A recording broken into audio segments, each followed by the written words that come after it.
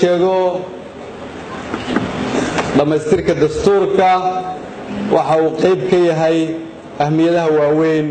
ee hor yaalla haddii aan nahay shacabka Soomaaliyeed haddii aan nahay kuwa ammaanada haya iyo kuwa ammaanada loo dhiibtay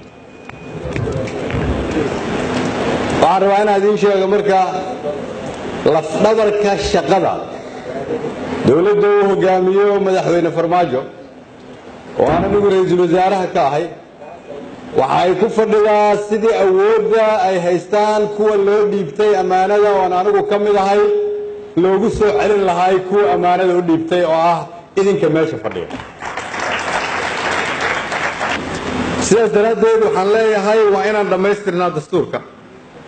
kulligeen si muwaadin kasta uu u ogaado xaqa uu leeyahay iyo waajibka lagu leeyahay waa inaan dhamaystirnaa dastuurka si aan dalka u gaarsiino doorasho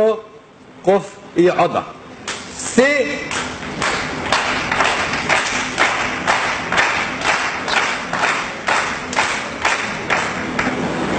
وأنا دمسنا دستور كسيان دلك وقارسينا دورشو قفي عضأة تاسو معناه تاي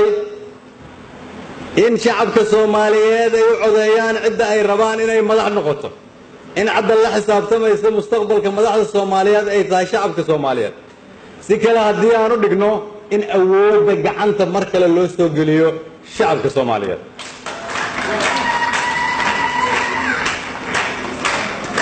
dastuurka waa la dhamaystiraa si hay'adaha dawladda ay ugu kala qaxnaato shaqooyinka ay leeyihiin oo aan isugu khaldamin dastuurka waa in la dhamaystiraa si aan u oogno saraynta sharciga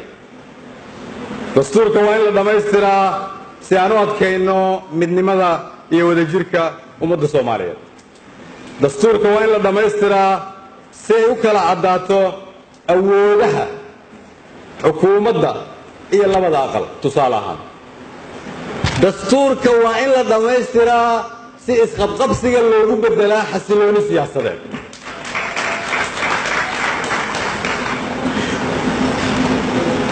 dastuurka waa in la dhamaystiraa si loo kobciyo dhaqaalaha dalka dastuurka waa in la dhamaystiraa si aan dib ugu yeelno qarannimada dalkeenna una diyaarino jiilasha naga dambeeya inay naga guddoomaan Soomaaliyada ay xaq u lahaayeen waxaan halkan markaa ka cadeynayaa xukuumadaydu waxay ku ballan qaaday inaan bixin doono $3 milyan oo loogu talagalay dastuurka waxaan hortiina ka ballan qaadayaa inaan bixin doono si loogu dhamaystiro